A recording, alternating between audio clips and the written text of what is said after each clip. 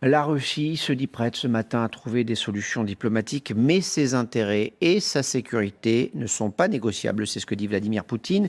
Réaction donc du président russe aux sanctions annoncées hier par les États-Unis et par l'Union européenne. On en parle ce matin avec Catherine Gentil, qui est toujours avec nous, avec Jean-Éric Brana et le général Trinquant, qui sont toujours là aussi. Bonjour Pierre Laurin. Bonjour. Merci d'être là. Vous êtes journaliste, écrivain, spécialiste de l'URSS, du monde post-soviétique et de la Russie, auteur notamment de l'Ukraine, une histoire entre deux destins. Avant de vous entendre, direction Kiev, ce matin où se trouve Mickaël Guilleux pour LCI et où l'on se prépare très clairement à la guerre, Mickaël. Oui, effectivement, on sent que l'inquiétude est en train de monter. On sent que l'inquiétude et la situation est en train de se tendre.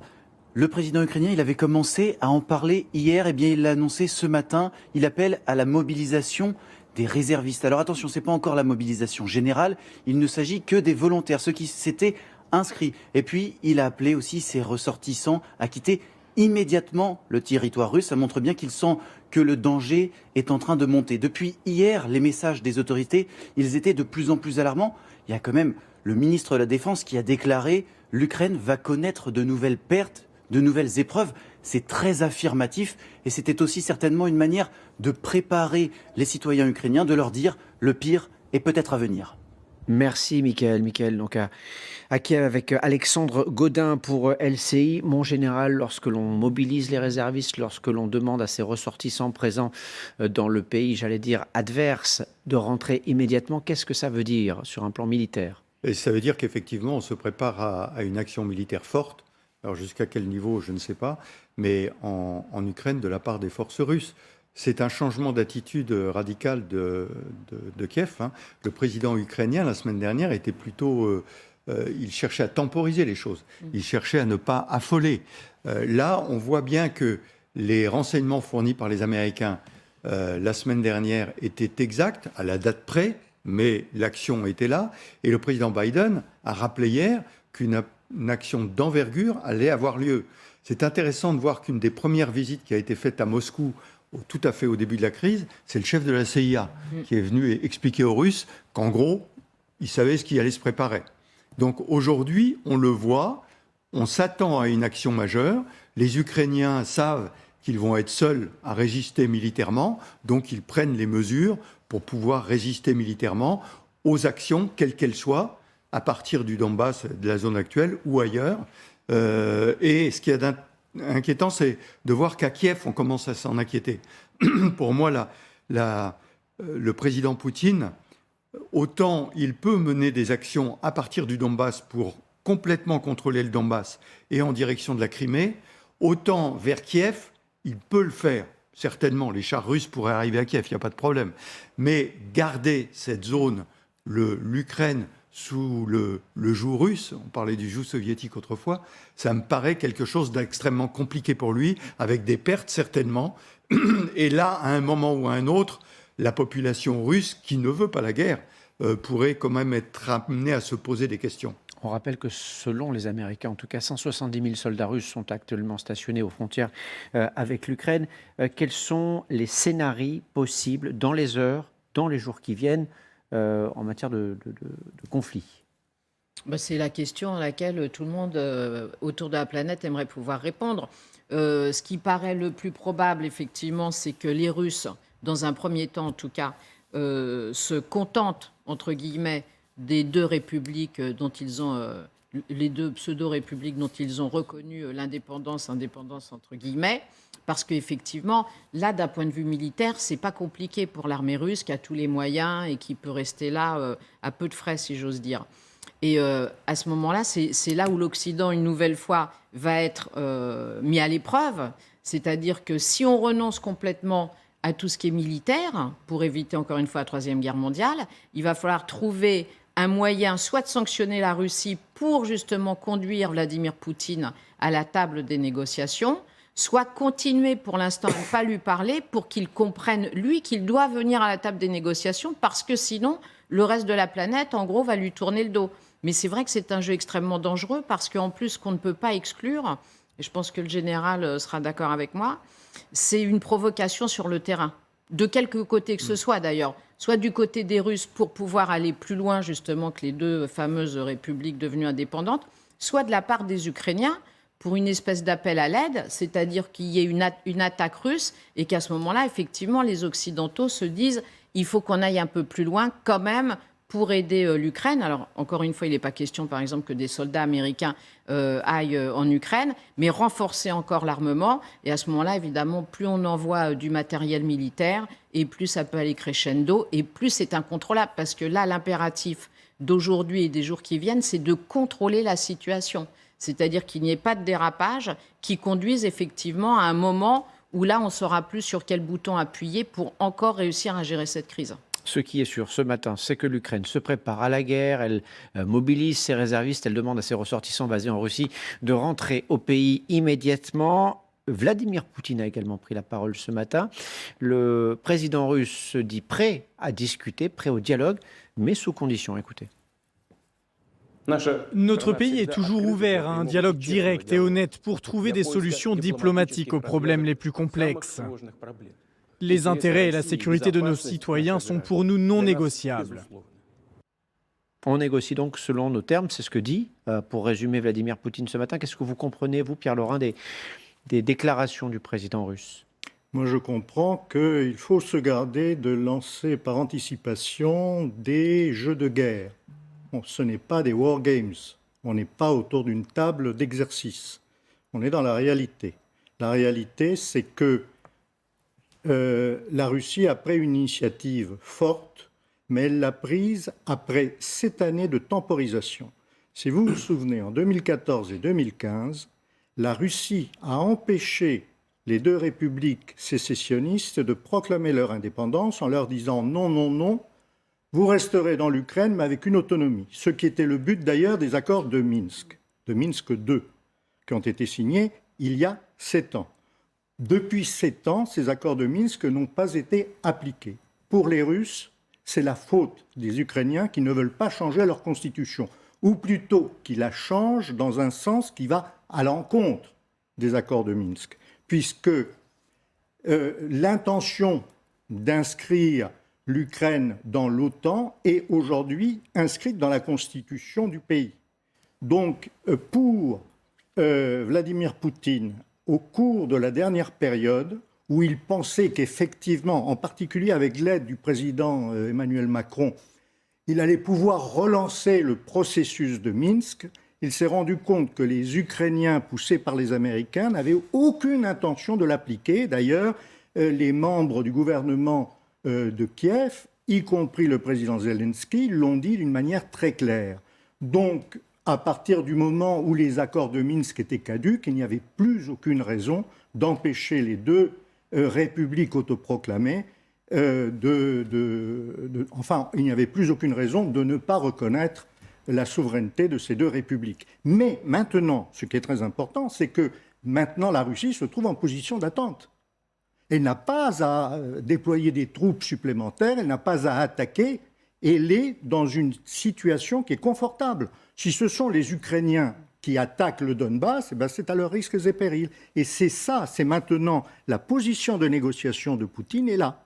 Catherine Gentil, Dominique Trinquant, je vais vous demander à tous les deux ce que vous avez, vous, compris des déclarations de Vladimir Poutine hier soir. Je précise quand même que ces déclarations arrivent suite aux sanctions annoncées par l'Europe et les États-Unis hier, et on va y revenir juste après. Autant je suis d'accord avec l'analyse sur les causes profondes de l'action russe aujourd'hui, autant je ne suis pas d'accord avec la stratégie. Il y a 48 heures, le président Poutine est allé bien au-delà. L'Ukraine n'existe pas. On ne parle pas du Donbass, on ne parle pas de Lugansk, on dit l'Ukraine n'existe pas. Et la volonté de Poutine est de rétablir un certain nombre de choses. Tout à l'heure, une petite parenthèse, vous parliez de la Troisième Guerre mondiale. Il disait que c'est une création de l'URSS, l'Ukraine, du communisme oui. Du début du XXe siècle. Non, mais si vous voulez, pardonnez-moi de raconter mes campagnes, j'ai été en Yougoslavie. Entre 90 et 95, j'entendais Milosevic, Karadzic avoir les mêmes discours, en utilisant l'histoire avec des faits avérés, vrais, mais en l'articulant autour de leur vision stratégique des choses. Et là, le président Poutine a fait exactement la même chose. Il a sa vision stratégique qui est totalement différente de notre monde. Et donc, je pense que toutes les raisons sur l'Ukraine qui n'a pas respecté les accords de Minsk, etc., c'est tout à fait vrai. Simplement, sa stratégie aujourd'hui, c'est ailleurs, ça va beaucoup plus loin que ça. Ça va plus loin parce qu'il veut réinstaller la Grande Russie, je ne parle pas de l'URSS, la Grande Russie, la Biélorussie en fait partie, hein, l'Ukraine en fait partie, et il veut rétablir tout ça. Et pour ça, il utilise la force. Et aujourd'hui, la négociation, pour lui, n'est qu'une position d'attente, une position pour lui permettre de mettre en place ses forces pour pouvoir les utiliser. Catherine Gentil, en quelques mots, parce que j'aimerais qu'on parle des États-Unis aussi avec Jean-Éric Brana. Oui, alors moi je pense qu'en fait, là, Vladimir Poutine, effectivement, il est en position de force dans le sens où il a déployé ses pions parce qu'on dit que c'est un grand joueur d'échecs et un grand joueur de Go, et qu'effectivement, là, il est en train de pousser les Occidentaux à s'interroger sur leurs propres contradictions, c'est-à-dire qu'effectivement, ils utilisent des sanctions, mais des sanctions qui risquent effectivement d'avoir des conséquences graves pour eux-mêmes. Et je ne pense pas qu'il veuille récupérer toute l'Ukraine, Vladimir Poutine. Je pense qu'il a prouvé quand même qu'il est conscient du principe de réalité. D'ailleurs, la meilleure preuve, c'est que depuis des années maintenant, on s'en rend compte, il a tout organisé pour pouvoir arriver aujourd'hui à cette crise en étant justement le moins possible la cible de sanctions des Occidentaux, hein, la manière dont il a détourné le SWIFT, dont il n'aura plus besoin forcément maintenant, alors qu'on pensait SWIFT, c'est un système bancaire pour payer. Voilà. Exactement, dont on pensait que c'était l'arme atomique contre lui, parce qu'effectivement, ça devait bloquer complètement l'économie de la Russie, et on se rend compte qu'il a anticipé en passant des accords, notamment avec les Chinois, Et puis, il existe un système annexe qui est moins performant, mais qui existe. Qui est plus lent. Alors, c'est sûr que ce sera un handicap, mais ce sera pas le petit bouton rouge qui bloque tout. Donc je pense qu'il a compris qu'il pouvait aller jusque-là. Il a très bien compris que s'il n'allait pas plus loin, ce serait difficile justement qu'il y ait des contre-mesures très efficaces. Et maintenant, il attend de voir comment les Occidentaux vont se sortir, eux, de cette paralysie. En attendant, les Occidentaux, ils ont annoncé des mesures, des sanctions, la suspension de l'autorisation du gazoduc Nord Stream 2, la fin du financement, des financements occidentaux pour les élites russes et certaines institutions, l'annulation de visas pour les parlementaires russes. Et aux États-Unis, il y a évidemment à la manœuvre le président Biden, qui est démocrate, vous le savez, mais aussi les républicains. Écoutez, Lindsey Graham, c'est un sénateur américain, c'est quelqu'un dont la voix compte aux États-Unis. Écoutez bien ce qu'il dit de Vladimir Poutine. Ce sont les années 30 qui recommencent. Ce que Poutine a fait, c'est déchirer un accord conclu il y a 25 ans.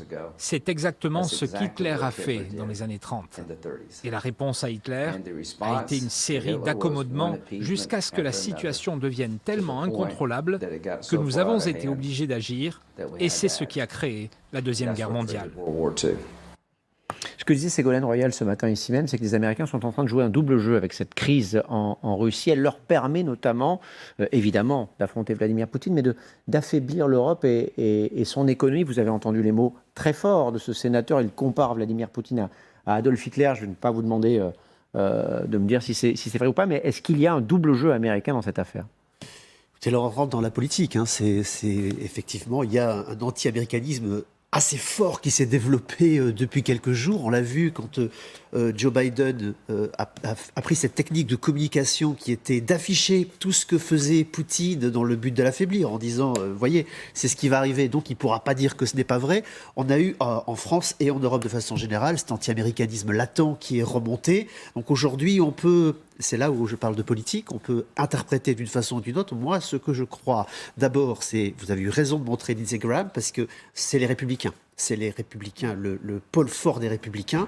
Ils sont tous comme lui. Ils pensent, à part les plus extrêmes, ce qu'on appelle les QAnon et Donald Trump, c'est ça. Mais de façon générale, tout le parti républicain est exactement sur cette ligne. Il demande des sanctions depuis plus de 20 jours déjà. Et il les demande très fortement. Mais vous avez rappelé que celui qui est à la manœuvre, c'est Joe Biden. Et c'est pas n'importe qui, Joe Biden. C'est en 90-94, Joe Biden était le président de la Commission des Affaires étrangères. C'est lui qui a convaincu les Américains et le président américain d'intervenir en ex-Yougoslavie avec les forces de l'ONU.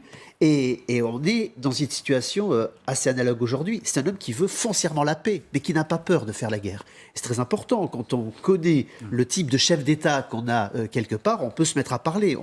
On parle beaucoup de Poutine depuis quelques jours. Avec quel type de psychologie est Poutine ? On devrait s'intéresser davantage à Biden, parce que c'est celui qui est en face directement, et Poutine le sait bien. Je vous rappelle en 2 mots, 17 mars l'année dernière, Biden vient d'arriver au pouvoir, il parle de Poutine, il dit c'est un tueur. Juin, il vient en Europe à l'OTAN, il dit Poutine est un homme qui ne respecte pas les droits de l'homme. Or, moi, c'est la base de mon programme. Et aujourd'hui, si ça dégénérait sur le terrain, et le général Trinquant l'a expliqué tout à l'heure, il dit une guerre, on ne sait pas où ça va. Et tout est possible si Poutine dégénérait en Ukraine.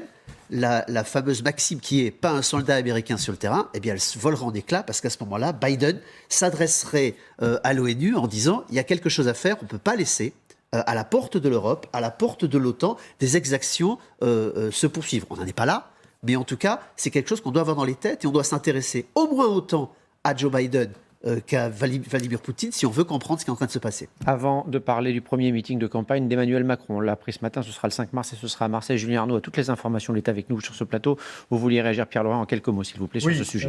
Simplement, c'est vrai que ce qui s'est passé en Yougoslavie et que vous avez vécu, vous avez vu les opposants, les adversaires réagir selon leur histoire et leur mentalité. Mais nous faisons tous cela. La crise ukrainienne, nous ne l'envisageons pas du point de vue des Russes et même pas réellement du point de vue des Ukrainiens. Et ça, c'est ça le prisme déformant qui fait que nous ne parvenons pas à comprendre où va s'arrêter Poutine. Selon moi, il a obtenu ce qu'il voulait, c'est-à-dire mettre les Occidentaux et surtout les Ukrainiens devant le risque d'être eux ceux qui déclenchent la future guerre. Et lui, à mon avis, ne va pas aller plus loin. Merci Pierre Laurent et merci à tous d'être